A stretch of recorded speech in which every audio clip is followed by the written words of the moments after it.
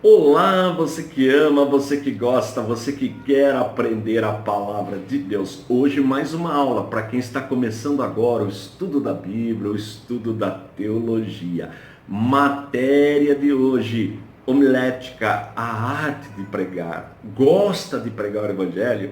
Gosta de cumprir o ID de Jesus? Essa matéria, ela não substitui a Bíblia, mas é uma ferramenta que ajuda muito quem quer cumprir o ID de Jesus. Ela está no nosso material didático, nos nossos módulos de teologia. Se você já é nosso aluno, você pode acompanhar. Mas se você não é, não precisa ficar triste. No final da aula eu ensino como tornar-se aluno para receber, aí no conforto do seu lar, os módulos de teologia, tá bom? Mas chega de moleza, vamos trabalhar? Homilética, a arte de pregar.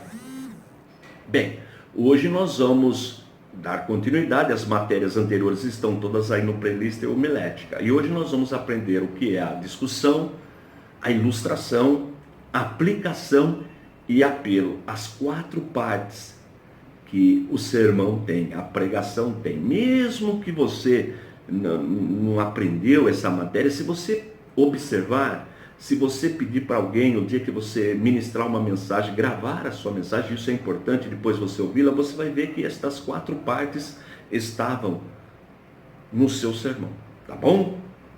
Então vamos lá. Discussão. A discussão é o desenvolvimento dos conceitos contidos nas divisões do sermão. A fonte principal para a discussão deve ser a Bíblia, mas não é errado o pregador recorrer a outras fontes, desde que sejam confiáveis. Então a Bíblia, claro, a Bíblia é o elemento fundamental. Eu vou cumprir o ID de Jesus pregando a palavra. Agora, durante a pregação, eu posso utilizar uma outra fonte. Por exemplo, eu vou pregar sobre o nascimento de Jesus, um exemplo. E aí, eu cito Belém. Bom, Jesus nasceu na cidade de Belém.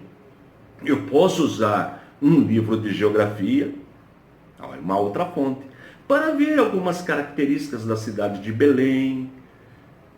Por exemplo, Jesus nasce no período do imperador César Augusto.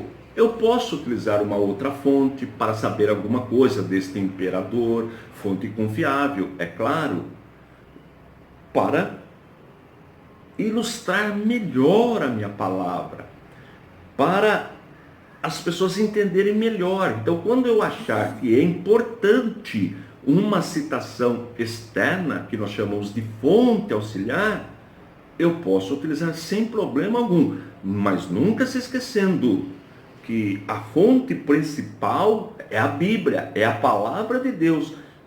Uma outra obra, um outro livro é um recurso auxiliar, sempre auxiliar, tá bom?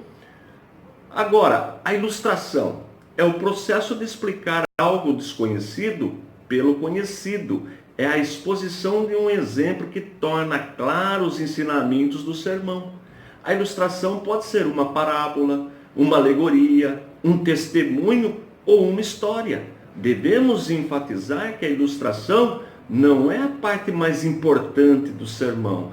Trata-se apenas de uma explanação do texto. Eu mesmo gosto de ilustração. É importante, ajuda bastante. Se você ler os evangelhos, Jesus usou muitas ilustrações, as parábolas, por exemplo, quer dizer, ele parte de uma realidade do dia a dia para explicar uma realidade, uma verdade espiritual. Olha que interessante, um testemunho de uma pessoa que foi curada, que estava passando por uma dificuldade, por uma luta, e Deus deu a solução. Então você pode usar aquele testemunho como parte do seu sermão, mas não é a parte mais importante. A parte mais importante é a palavra de Deus. Então, um outro recurso importante para ministrar.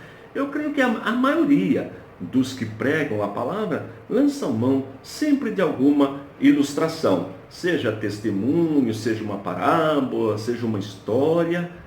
Vale a pena usar esse recurso.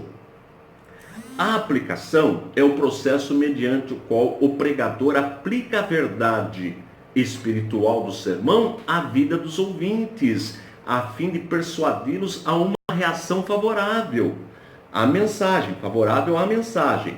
Em síntese, a aplicação é a meditação posta em prática. Olha que interessante, né?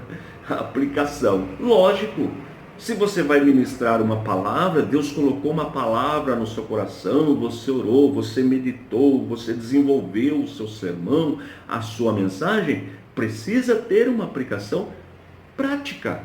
Por exemplo, outro dia me convidaram para ministrar num congresso de jovens. Ora, me deram um texto bíblico, tinha lá um texto, o tema daquele encontro, e eu trabalhei aquele tema, mas para atender o público que eu ia ministrar. Ora, era um congresso de jovens, então eu fui trabalhar mais ou menos dentro da realidade da juventude, levar uma palavra que eles possam colocar em prática, que tenha sentido, porque senão não adianta nada. Você ministrou, até falou bonito, usou palavra, mas não serviu para nada. Então, a parte prática, ela é fundamental. Tem que acontecer mudança. Quantas vezes eu já ministrei e de repente veio uma pessoa e fala: olha, pastor, essa palavra é que eu precisava ouvir. Eu estava passando por uma dificuldade, ou estou passando por uma dificuldade, e essa palavra trouxe a solução. Quer dizer, vai pôr na prática aquilo que ele ouviu. Então, esta é a finalidade da aplicação. E o apelo? Apelo é o processo de requerer do auditório uma resposta positiva acerca do que foi explanado. O apelo é uma invocação feita aos ouvintes para que recebam os ensinamentos expostos na pregação.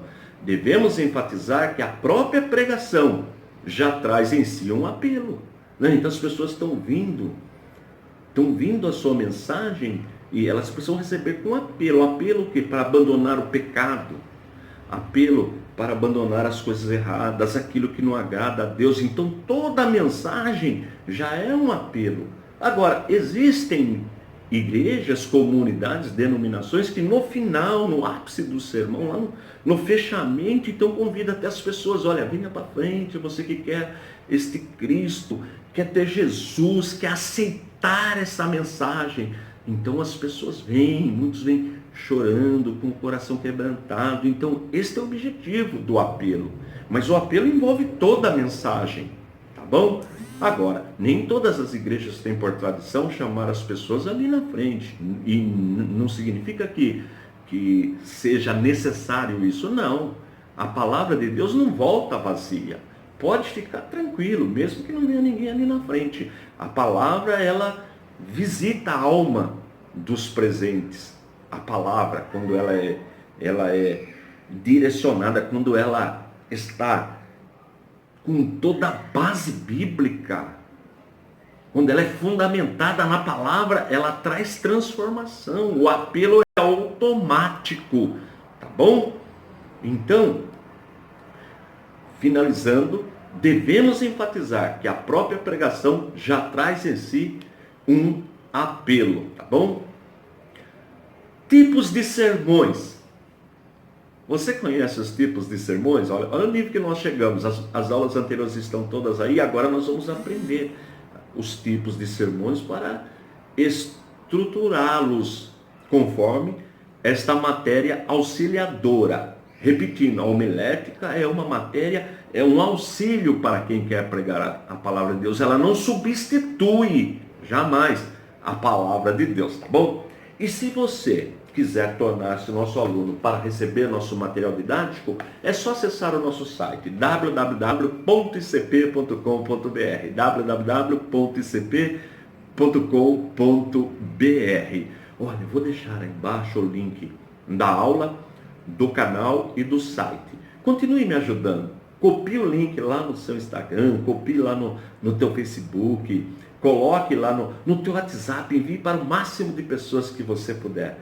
Desta forma, você também fará parte do nosso ministério. Lembrando, como diz a palavra, que o nosso trabalho no Senhor não é em vão.